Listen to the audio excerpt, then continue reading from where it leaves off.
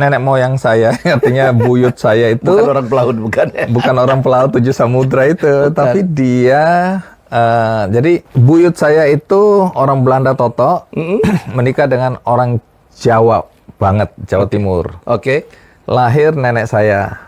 Nenek saya menikah dengan orang Indo karena Belanda dan Ambon, Risakota. Lahir ibu saya. Oke. Ibu saya menikah dengan ayah saya yang ada Portugisnya dikit dan Ambon. Lahir saya. Noya itu. Iya. Noya deh, Lalu Bapak. siapakah saya? Lahir juga di Surabaya. Surabaya. Tinggalnya di Banyumas. Kurang. Tapi ada mindset yang berbahaya juga di kalangan anak-anak miskin.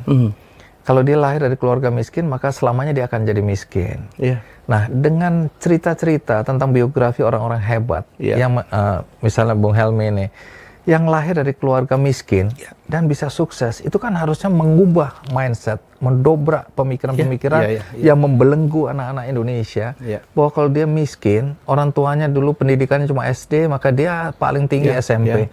Itu salah besar. Jadi ini juga tanggung jawab moral kita untuk mengedukasi masyarakat di pedesaan, di daerah-daerah tertinggal. Nggak benar itu. Kalau orang tuamu petani, miskin, pendidikannya cuma SD misalnya ya, bukan berarti kamu akan sama nasibnya. Atau lebih baik sedikit kamu jadi di SMP. Betul. Nggak bisa.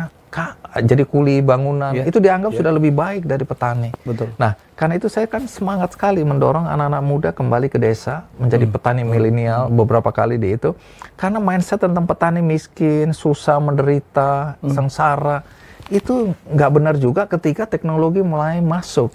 Nah, dengan teknologi kan drone ya, kita bisa atur kapan nyiramnya, lokasi seluas apapun bisa, dengan aplikasi kapan waktunya udang ini dikasih makan, ditambah-tambah udang.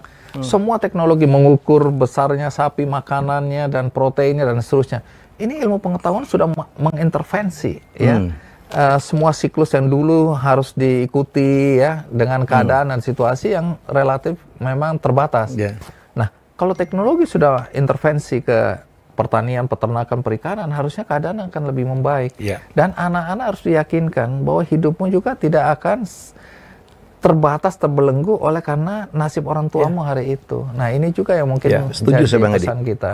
Itulah wawancara saya dengan Bang Andi Doya. Semoga kita yang punya kelebihan, keberuntungan, mari kita berbagi.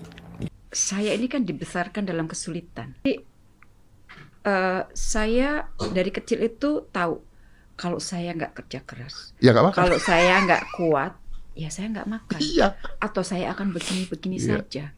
Jadi saya kerja keras banget gitu kan, supaya nasib saya berubah. Alhamdulillah Tuhan memberikan berkat kesempatan, ya kan, sampai akhirnya saya sampai di titik ini. Nah, saya melihat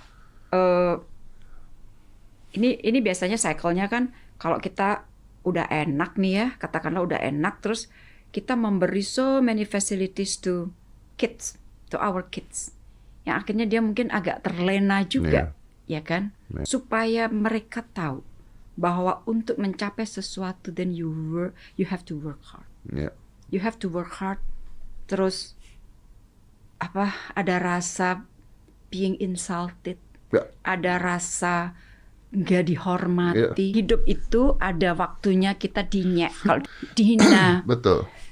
Semua ramuan itu harus ada. Udah biarin aja. Benar. Gitu loh. Benar.